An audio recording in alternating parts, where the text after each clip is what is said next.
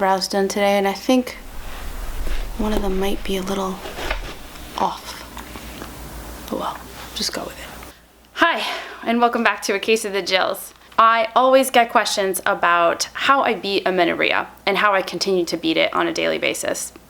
So I thought today would be a good opportunity for me to do this in video form. I also want to preface this by saying that if you are a person who is concerned by numbers in terms of calories, body weight, body fat, any of those things, if this is going to be bothersome for you, do not watch this video because I am going to go into pretty serious detail about exactly what I did to get myself back on track. Okay, so here we go. You probably heard me say that I listened to a podcast on the way back from my last marathon that was integral in helping me create a plan that I felt was going to help me get my period back. It talked about many things, but one of the things that was really, really important was the introduction of starchy carbohydrates into the female diet. I am definitely going to go deep into the science about this in another video, but for right now, I'm just going to kind of say, this podcast was amazing. Again, I'll link it below. Go ahead and listen to it if you are interested. And so I'm just going to tell you exactly what I did. I wrote notes so that I can remember what I want to tell you. Also, let me just remind you that my greyhound, Tulip, is actually on my lap right now. So if she does pop up, just be ready for it. Okay, so here was my plan. It was very specific. I took a look at my diet before, made calculations, used a calorie calculator, used a macro calculator to understand percentages of macronutrients, and then I had to take that and translate it into the calorie and macronutrient numbers that were going to be helpful for me to get back on track. I'm just looking at my notes here. I probably think that I was eating about 60 to 80% fat. I was eating 20 to 40% protein, and I was eating 20 to 30% carb. Now, I know there's a lot of swing there, but suffice it to say that most of my calories were definitely coming from fat. The types of fats I was eating back then would be olive oil, coconut oil, avocado, tons and tons of nuts and seeds, definitely coconut. I am lactose intolerant, so no full fat dairy or anything like that. Lots and lots of nuts. To be honest, I ate a lot of nut butter, almond butter, peanut butter, you name it. Nut butters and nuts were my go-to snacks, so I was getting a huge portion of my daily fat intake from those things. If I look at the numbers here, I think that I was probably getting net somewhere between 500 and 1200 calories a day, meaning that whatever calories I was taking in the course of a day, if I were to subtract the calorie burn that came from whatever exercise I was doing, I was probably only netting between 500 and 1200 calories a day, to be honest. Obviously, this was a problem.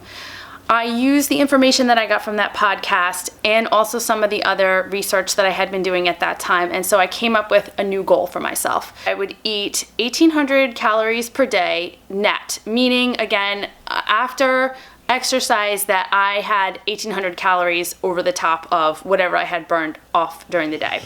Of that, I would get 40% of those calories from carbohydrate, no less, 20% from fat, and 20% from protein. Okay, this was terrifying for me at the beginning. I had been conditioned for so long that I wanted to be a fat-adapted athlete. If I had an opportunity to have a snack, it should be nuts or nut butter. It should be something with protein. It should definitely not be some kind of super starchy carbohydrate source. It just was so counterintuitive to me. It was really hard at the beginning. I definitely was nervous. I would sometimes find myself hungry and stand in front of the cabinet and go like, what am I supposed to eat right now? I don't know. But I added some foods to my diet because I knew that these were going to be starchy carbohydrates that I could tolerate. I do have celiac disease and also a host of other food intolerances. So the carbohydrates that I added to my diet were sweet potato, quinoa, chickpeas, popcorn. I know that sounds really weird, but popcorn was something that I didn't eat for probably 15 years. Also, squashes. I do live in the Northeast, and there's all different kinds of hard squashes here. Also, for sweeteners, I was going to add molasses, which is a great carbohydrate source as well. Obviously, something you want to use right post-exercise, but that was going to be part of my eating plan as well. let's talk about the exercise. At the time before I left to go do the marathon, I was running, again, about 50 miles per week. I had dropped down quite a bit from the summer before, where I was doing 70 or 80. My plan was to drop down between 30 and 40 miles per week. I also had planned that I was going to go back to yoga. I felt that yoga was going to be a good way for me to relax and de-stress. I had learned a lot about how cortisol affects the production of female hormones, so top of mind for me was, okay, I need to chill out, get more sleep, and meditate on top of the yoga. I wouldn't say meditate on top of the yoga, but meditate, yoga, sleep. I had learned across the research that I did that not only life stress, but stress from exercise, those two things together just create the situation where it's really hard for your body to produce the hormones that it needs to in order for you to get a period. Again, I'm going to go into this in another video. I also, on a whim and also on recommendation of a friend, added maca powder to my diet. I really am not sure what I thought of that. I was just like, why not? I heard it supports hormones, so let's just throw it in. So to recap, the plan was 1,800 calories surplus, sleep, yoga, meditation, decreased running mileage. I definitely did not want to stop running. I was terrified of that. I just thought that it would be really, really difficult for me to cope with everything, all the changes, if I couldn't at least still run. And I did keep running. Like I said, the goal was between 30 and 40 miles a week.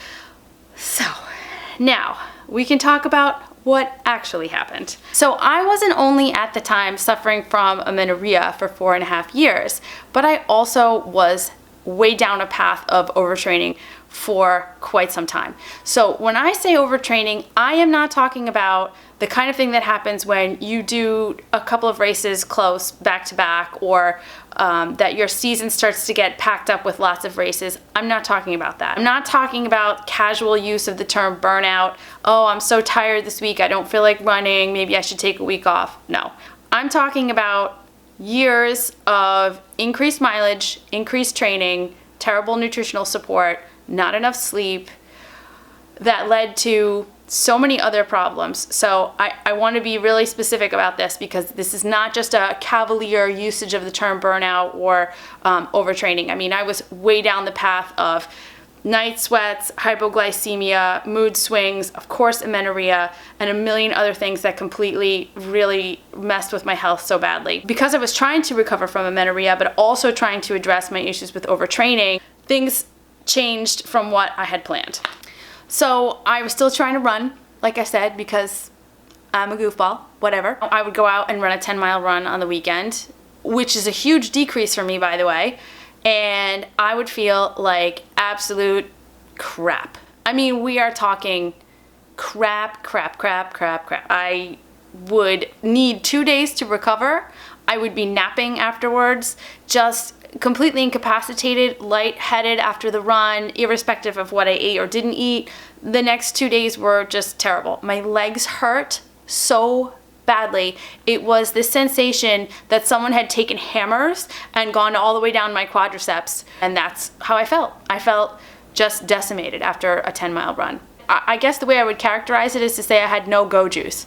I mean, I would start running, and you know how, like, if you're a runner, you know, you kind of feel a little creaky for the first 2 or 3 miles. Your body's like, oh, what are we doing? And you kind of go, oh yeah, all right, and you start to get in your groove. It never happened. Those creaky, crappy 2 or 3 miles just went on the entire run. I never felt better. In fact, I just continued to feel worse and worse. Finally, I got to the point that I never thought would happen, and I was like, I gotta stop running.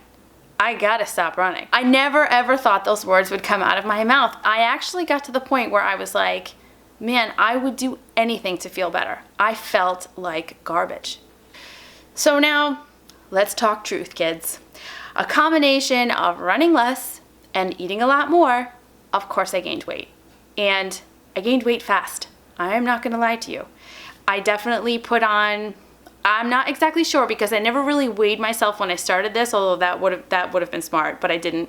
I put on between 8 and 12 pounds pretty quickly. I'm gonna say it was probably 6 to 8 weeks. It was kind of coming on fast and furious to the point where I ordered a pair of jeans online that were a size up from what I used to wear, and by the time they got to my house, I needed a whole extra size from that. That was an interesting day. It was hard. I was so used to seeing my body, this tiny little skinny runner body thing, and all of a sudden I was bigger, much bigger. And it felt really weird. Physically, it felt weird. But there was a good side to all this.